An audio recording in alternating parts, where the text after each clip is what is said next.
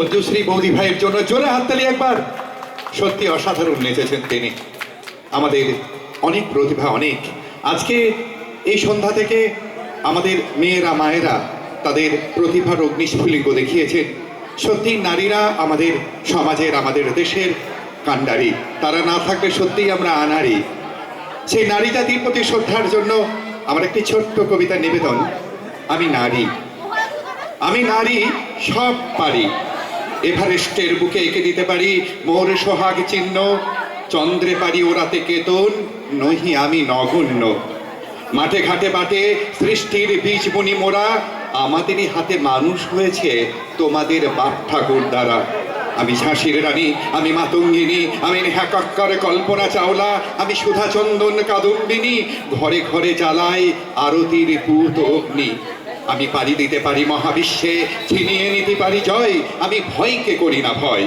আমি ঘোর সংসারী, যুদ্ধে লড়াই করি।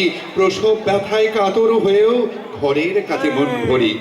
আমি আর্তপীড়িতের মা, আমি দুর্গতি নাশিনী, স্বপ্নের কারিগর। তবু কেন ভাগ্যে মোর ঘনিয়ে আসে আর্চিকর। আমি আশার আলো, অন্যায়ের হাতিয়ার। আমাদের হাতে নিহিত রয়েছে সকলের অলংকার। তবে আর কেন তাও প্রমাণ, এই পৃথিবীর বুক হোক মেয়েদের নিরাপদ স্থান। মেয়েদের নিরাপদ স্থান হোক এই পৃথিবী। তারাও মাথা উঁচু করে বাঁকুক, তারাও সম্মান নিয়ে বাঁচুক। এটা সাউথ ব্লক কেন, গোটা পৃথিবীর মানুষ চাই, আমরাও চাই। আমাদের গর্ব। আমরা ডেকে নিচ্ছি সৌরদীপকে। আমাদের সৌরদীপ সরকার আবৃত্তি করে শোনাবে। সৌরদীপকে মঞ্চে স্বাগত জানাই। নমস্কার, আমি সৌরদীপ সরকার। আমি আজকে নীরেন্দ্রনাথ চক্রবর্তীর প্যাঙ্গোলিন কবিতাটি আবৃত্তি করে শোনাবো। এই ছুটিতে বাইরে যাবেন? বেশ, তাহলে সঙ্গে নিন একটি শিষ্ট, লেজ বিশিষ্ট, তাগড়া জওয়ান, খুব বলবান, ক্ষুধায় কাতর প্যাঙ্গোলিন। এই উপদেশ দিচ্ছি কেন, শুনুন তবে রায়মশাই।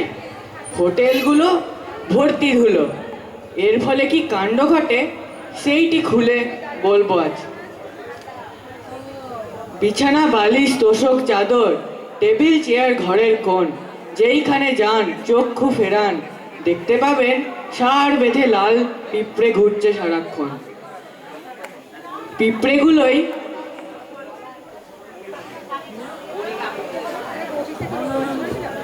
দখল করবে ছুটির তাবৎ ভাবনাকে।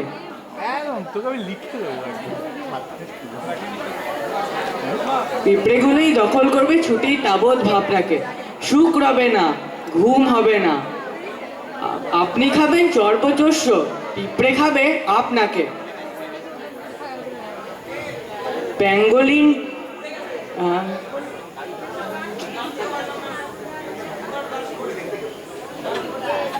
প্যাঙ্গোলিনকে দেখবা মাত্রই পিঁপড়ে কিন্তু পালিয়ে যায়। কারণটা কি জানেন তা কি? প্যাঙ্গোলিন যে জিভ বাড়িয়ে সরাক করে পিঁপড়ে খায়।